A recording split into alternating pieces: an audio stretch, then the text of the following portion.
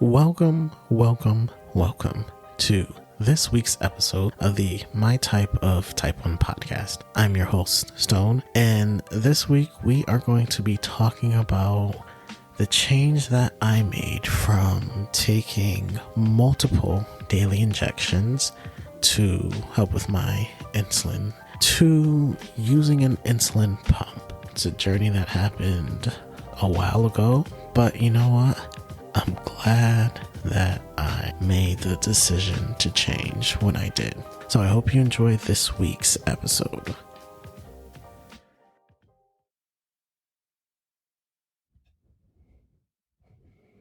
So, having had diabetes for so long, I feel like sometimes when I have to explain something, it's difficult because for the most part, it's something that I've been doing my entire life. So, with that being said, I wanted to talk about MDI, which stands for multiple daily injections, and how I started with MDI and moved to getting an insulin pump. So, multiple daily injections. This goes back to the days of regular and NPH insulin. So NPH is an acronym for neutroprotamine hagedorn, which is an isophane insulin. And if I'm not mistaken, this is like a long-lasting insulin. So NPH can be compared to like Lantus or Tresiba. Those are the insulins that you take that usually last for like 24 hours.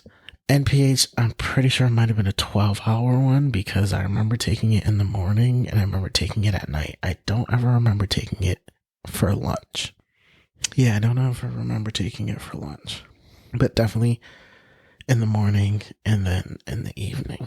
And then your regular insulin, I'm going to try to look that one up as well. Regular, to me, yeah, that's your fast-acting insulin. So that can be compared to like your Humalog or your Novolog or like your Fiasp. I think that's a new one. Usually within like 20 to 30 minutes it starts working in your body, and it's probably out of your system between like 3 to 5 hours. Probably depends on who you ask. But starting off with multiple daily injections. So obviously it's in the name. I would have to inject myself with this insulin multiple times a day. They were in vials, both the regular and the NPH. And so like I can still hear the vials clinking on my mom's wedding ring because before you administer the NPH, it had to be mixed. You can't really like shake it up, because then you'd get like bubbles and stuff, which you don't want bubbles. So back when I was younger, I would just remember getting those 3 shots a day. Once in the morning with breakfast, once in the afternoon for lunch, and then once at night for dinner. Now, around maybe about 2004 or so, I remember switching from whatever it was that they decided to give me my medicine and dose it out. They switched me to carb counting. So basically, depending on how many carbs my meal had, that would determine how many units of insulin I would get. So for instance, I think starting off, it was 1 unit of insulin per every 10 carbs. So if I had a meal that had 55 carbs, I would have to take 5.5 units. Most insulin pens didn't have half units, so you'd either have to do 5 or you'd have to do 6. But I remember they gave me an insulin pen, and it was like a junior pen or something they called it, but that one had half units, so it kind of made things a little bit easier. And so I no longer had to drop the insulin in needles because it would come in a pre-filled cartridge that was in what's known as an insulin pen. That cartridge would hold about 300 units of insulin, I believe. So I just have to dial up the number that I was using and administer. But again, this is something that's all new to me and my parents. So you're talking going from about 2 or 3 to now, how old was I? Like 12, 13. So you're talking about for 10 years, we were already used to something. And so I remember talking with the endocrinologist, and they said that was one choice that I could do. Or another choice is I can get an insulin pump. Never heard of an insulin pump before. So she described it to me and basically said it was a device that's probably like the size of a beeper. And it would have like a very tiny, not metal needle, but like a plastic needle that would sit just under my skin, or on my stomach area. And that would stay, on my body. And then there'd be a tube, probably about 3-4 feet long, and that would connect to the pump, and there'd be a cartridge in the pump that had insulin in it, and then you just dial up how much insulin you would need to take, and it would deliver the insulin just like that. So I didn't have to stick myself with a needle every time I had to eat. I would just have to dial up the insulin, and I just have to change the spot that the port was in like every couple days. And I thought about it. I thought about having tubes and wires hanging off my body. And, as a 12-year-old kid, the only thing that's going through your mind is just someone just walking by you and just yanking it off your body while you're at school. I don't know why I thought these things, but, I felt like that I was bullied enough at school. I wasn't very popular. I'm still not that popular, but I wasn't like the popular kid in school. So any bullying that could have happened or did happen, I feel like it would increase with these tubes and wires just coming out of my body into this device. Like, no, I was not going to do that. So I passed. I was like, nope, I do not want the pump. Thank you for telling me about it. I'm going to stick with these insulin pens. And so periodically through the years, either when I switched endocrinologist and I got a new endocrinologist, which endocrinologist is the specialist, the doctor that specializes in your endocrine system, which has to do with your thyroid and your pancreas and all the other stuff. So, surprise, my pancreas doesn't work. I have to see an endocrinologist. So whether I got a new endocrinologist or I was with the same one, then, it had been a couple years, every now and then they would ask me if I wanted to switch to the pump. They tell me all the new, things that happened with the pump, and it's smaller. And I'm like, are there still wires? And they're like, yeah, but instead of being 5 feet long, it's 3 feet long. And I'm like, no, that's still too much wire. So I would, always turn them down. I was like, nope, I'm good. And, I'll keep going with my insulin pens and just inject myself every single time that I have to eat something. So fast forward a lot to probably about 25, 26. And I mean, my A1C or my HbA1c, which is a test that they do on your bloods about every 3 or 4 months, just to see overall how well you're doing, which I know a lot of people have a lot of problems with that being how well you're doing. But they do a test, an overall test to see how well you've been doing with your blood sugars.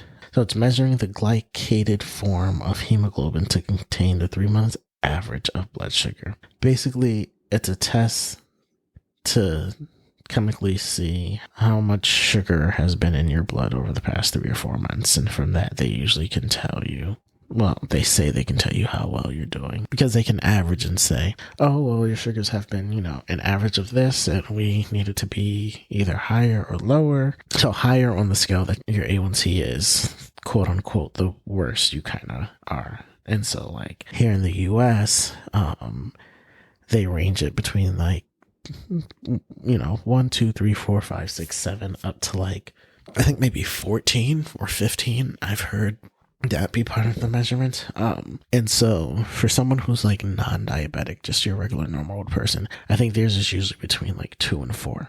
Once you start encroaching on like the 5, it's like, oh, that's where that term pre-diabetic comes from. And then once you're in like the 6s and 7s, it's like, yep, you're diabetic and we need to work on this. So higher than that, it's kind of bad spot up to like maybe like 10, 11. And then once you get to like 11 and up. So, just through the years, I was usually in the higher part of those numbers, mostly 10s, some 9s. I don't think I've ever remember getting a 12. I remember an 11. But anyway, through the years, I finally got down to like 8, which was like, or like 8.4 or something.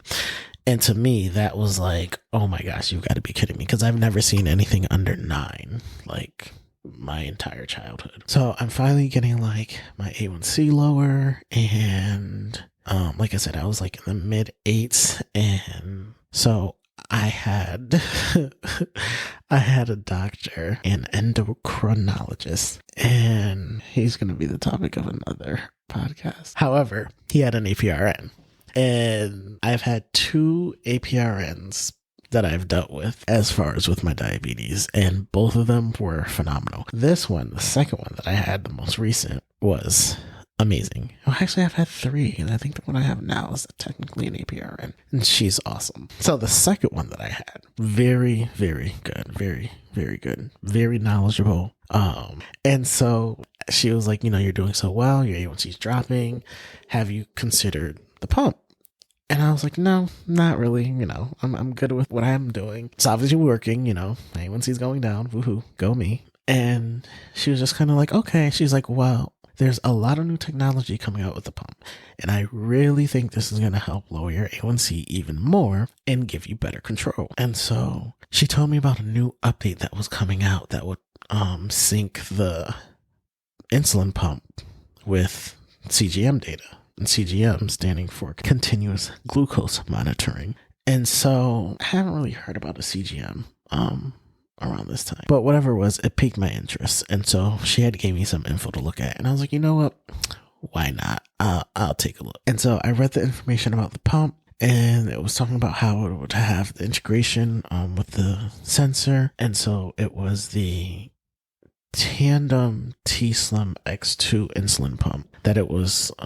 That's the one that she had given me the info on, because that's the one that was going to integrate with the Dexcom CGM sensor. It really piqued my interest that, there's this thing out there, number one, that can continuously tell you what your blood sugar is. That's what the sensor does, the CGM. But then not only does this thing tell you what your blood sugar is multiple times throughout the day, it also tells your pump this information. And so most times when you take your insulin, you also want to know what your blood sugar is, because if it's high, you're going to want to correct for that. If it's lower, you might want to take less insulin. And so with the pump having this data, it kind of does all the numbers for you. You can plug in your carb to insulin ratio into the pump.